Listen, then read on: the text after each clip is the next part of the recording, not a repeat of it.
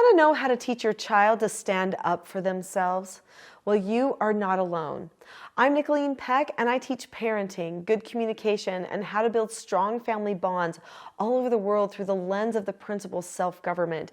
And I have noticed that there are many parents struggling with helping their children have the bravery and the courage to stand up for themselves. We're going to be talking about that issue here.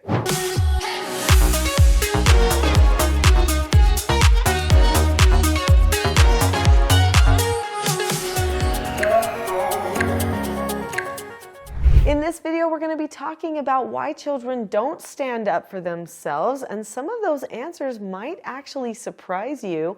And then we're going to take some time talking about skills that you can use as a parent to help your child learn to stand up for themselves. So why do children not stand up for themselves? Surely people don't like to be walked on, taken advantage of. But for some reason, there are some children who do play the doormat for other people.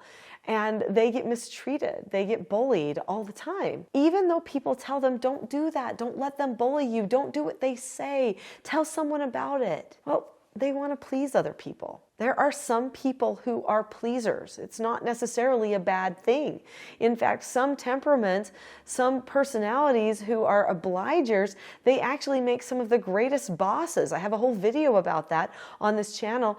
There are 4 different tendencies that a person has, and if a person has that obliger tendency, then they do want to please other people. They feel like they're successful if the other people around them show that they are pleased by actions or words that they have said or done. And so that is something that gives them value and gives them worth. But those people also end up becoming great leaders one day if they learn how to channel it correctly. It can be a stumbling block when a person is young. And so that's one thing. Everyone wants to have friends, they want to fit in, they want to feel like they're successful, that they're generally liked. And so they don't want to ruffle feathers. Some people also don't know how to handle the problem. If they are going to stand up for themselves, what do they say? Maybe they don't feel like they're very good with words or making arguments against these other people. And so they just don't know what to say instead of just complying. Maybe they feel like that's the proper way. What a lot of people don't recognize is that sometimes the parents have been doing too much for the children. They've been coddling the children, taking care of everything for the child, and they've never given the child the opportunity to express themselves really.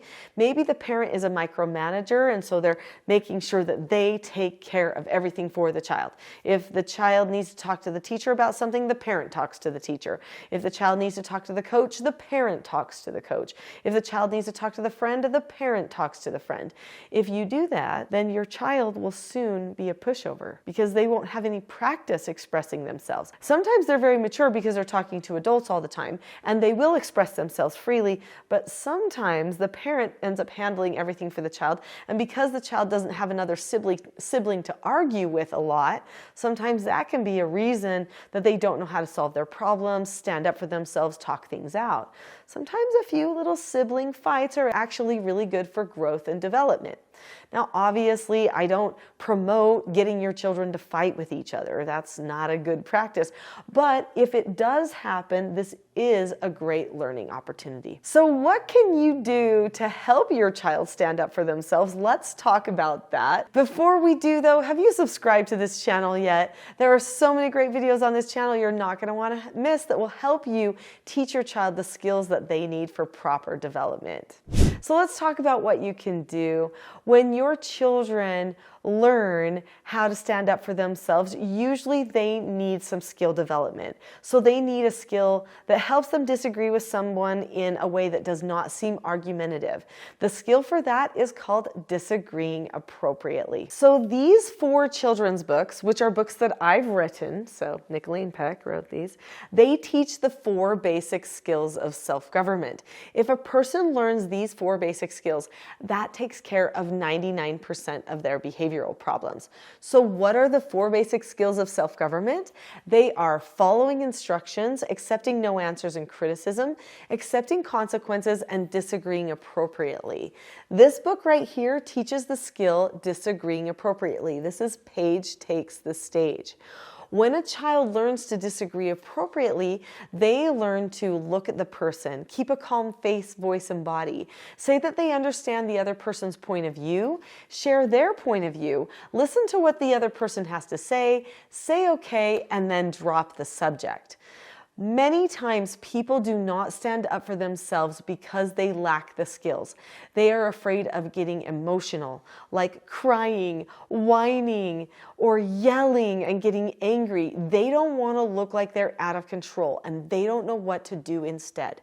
So having a skill like disagreeing appropriately can be a very deliberate skill that will help them be assertive instead of aggressive or passive, which could be maybe their normal go-to if they didn't have the skills.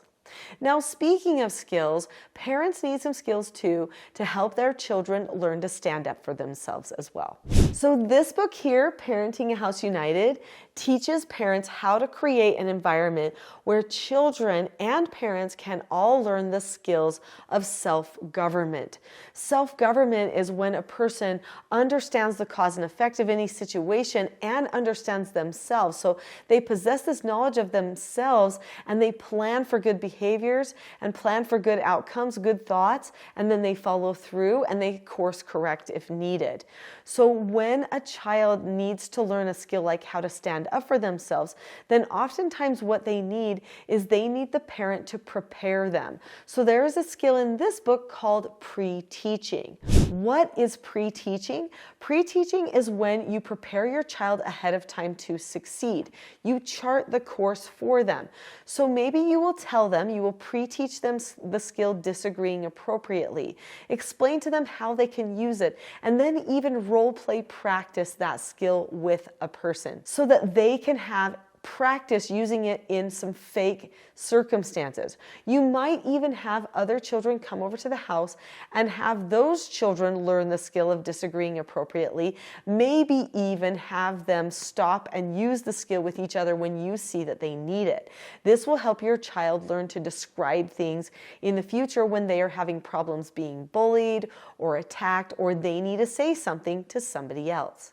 So what do you do when your child has been taught to stand up for themselves, to disagree appropriately, but then in the minute you see that they are not doing that and they're shutting down? Well, instead of handling the problem for them, what you do is you say, "Hey, Jacob, come here for a moment." And then you call your child over and you say, "So right now is when you need to use your disagree appropriately skill. This is what I would say if I were you. I understand that you don't want me to have a turn playing the game because you think that I already had a turn, but I did not have a turn and it would be not fair if you got two turns in a row." So then you go and say that to them. And if they don't listen to what you have to say, then you know what? Just turn and walk away. You do not have to play with a person who treats you like that. So then you send them over there and you let them do it. Do it without you. Give them the skill, even talk them through it, send them back to do it. Now that child has seen you coach your child for what to say now, and they know they've got a job here. They've got to follow through. Now, if they didn't see it, maybe they won't follow through and show your child it works. Either way, no big deal. Your child's prepared. Praise your child after for doing the disagree appropriately. Even if it doesn't work, it's okay. Now you can teach them another skill, which is how to accept a no answer, because you don't always get everything your way. But they did know that they said something. That was a good thing because you praised them for it.